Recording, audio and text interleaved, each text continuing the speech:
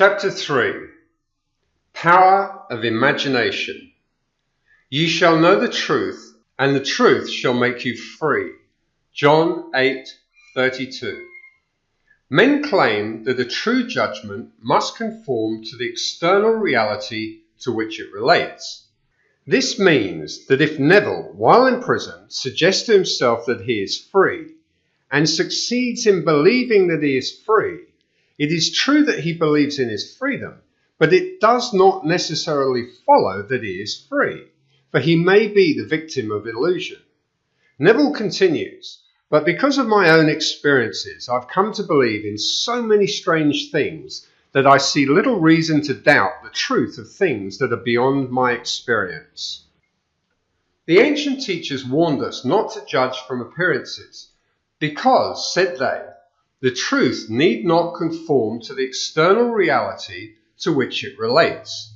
They claimed that we bore false witness if we imagine evil against another, that no matter how real our beliefs appear to be, how truly it conforms to the external reality to which it relates, if it does not make free the one of whom we hold the belief, it is untrue and therefore a false judgment. We are called upon to deny the evidence of our senses and to imagine as true of our neighbour that which makes him free. Ye shall know the truth, and the truth shall make you free. To know the truth of our neighbour, we must assume that he is already that which he desires to be. Any concept we hold of another that is short of his fulfilled desire will not make him free, and therefore cannot be the truth. Instead of learning my craft in schools, where attending courses and seminars is considered a substitute for self-acquired knowledge, my schooling was devoted almost exclusively to the power of imagination. I sat for hours imagining myself to be other than that which my reason and my senses dictated, until the imagined states were as vivid as reality, so vivid that passers-by became but a part of my imagination and acted as I would have them. By the power of imagination, my fantasy led theirs and dictated to them their behaviour and the discourse they held together while I was identified with my imagined state. Man's imagination is the man himself, and the world as imagination sees it is the real world. But it is our duty to imagine all that is lovely and of good report. The Lord seeth not as man seeth, for man looketh upon the outward appearance, but the Lord looketh upon the heart. As a man thinketh in his heart, so is he. In meditation, when the brain grows luminous, I find my imagination endowed with the magnetic power to attract to me whatsoever I desire.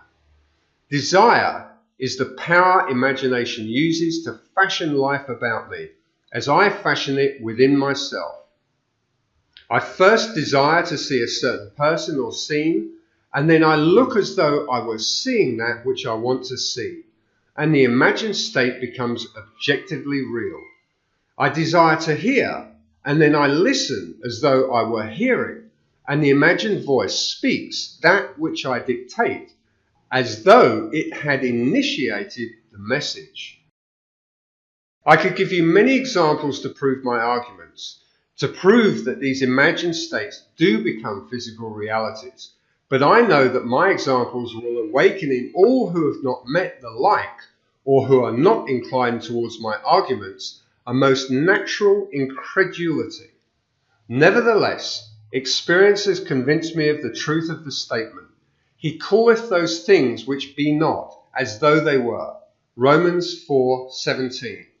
For I have, in intense meditation, called things that were not seen as though they were, and the unseen not only became seen, but eventually became physical realities. By this method, first desiring and then imagining that we are experiencing that which we desire to experience, we can mould the future in harmony with our desire. But let us follow the advice of the prophet and think only the lovely and the good. For the imagination waits on us as indifferently and as swiftly when our nature is evil as when it is good. From us spring forth good and evil. I have set before thee this day life and good, death and evil. Deuteronomy 30:15. Desire and imagination are the enchanter's wand of fable, and they draw to themselves their own affinities. They break forth best when the mind is in a state akin to sleep. I've written with some care and detail the method I use to enter the dimensionally larger world, but I shall give you one more formula for opening the door of the larger world. In a dream, in a vision of the night, when deep sleep calleth upon men, in slumberings upon the bed, then he openeth the ears of men and sealeth their instruction. Job 33:15 and 16. In dream, we are usually the servant of our vision rather than its master, but the internal fantasy of dream can be turned into an external reality.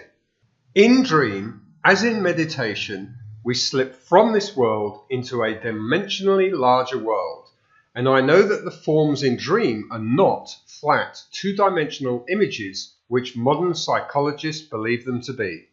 They are substantial realities of the dimensionally larger world, and I can lay hold of them. I have discovered that if I surprise myself dreaming, I can lay hold of any inanimate or stationary form of the dream, a chair, a table, a stairway, a tree, and command myself to awake. At the command to awake, while firmly holding on to the object of the dream, I am pulled through myself with the distinct feeling of awakening from my dream.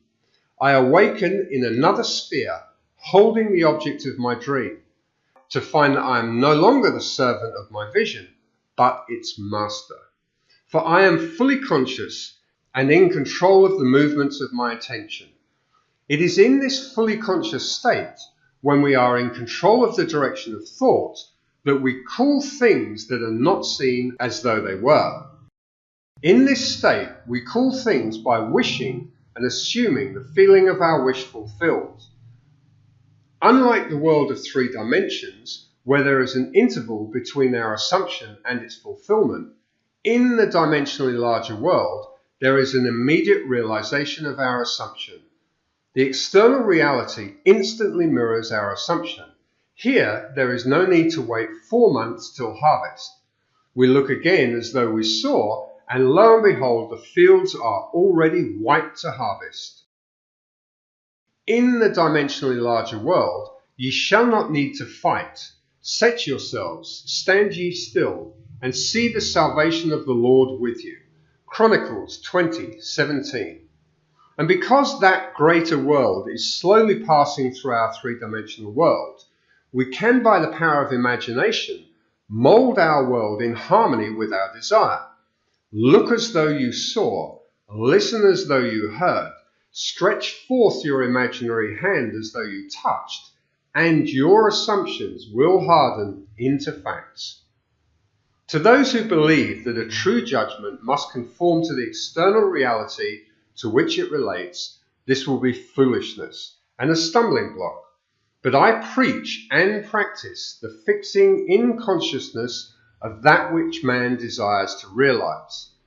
Experience convinces me that fixed attitudes of mind, which do not conform to the external reality to which they relate, and are therefore called imaginary, things which are not, will nevertheless bring to naught things that are. I do not wish to write a book of wonders, but rather to turn man's mind back to the one and only reality that the ancient teachers worshipped as God. All that was said of God was in reality said of man's consciousness. So we may say that according as it is written, he that glorify, let him glory in his own consciousness. No man needs help to direct him in the application of this law of consciousness. I am is the self-definition of the absolute.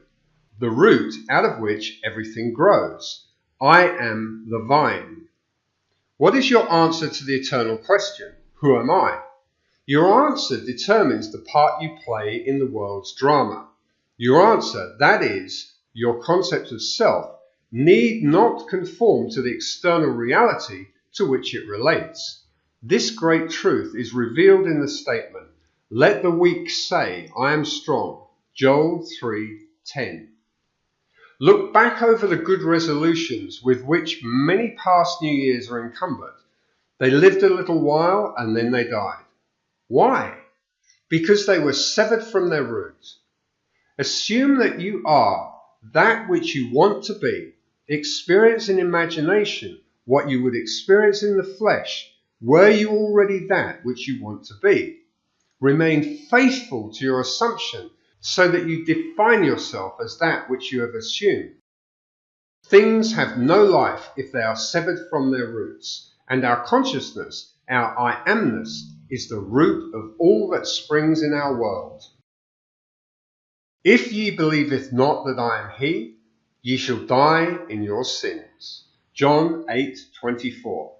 That is, if I do not believe that I am already that which I desire to be, then I remain as I am, and I die in my present concept of self. There is no power outside of the consciousness of man to resurrect and make alive that which man desires to experience. The man who is accustomed to call up at will whatever images he pleases will be, by virtue of the power of his imagination, master of his fate. I am the resurrection and the life. He that believeth in me, though he were dead, yet shall he live. John 11:25. Ye shall know the truth, and the truth shall make you free.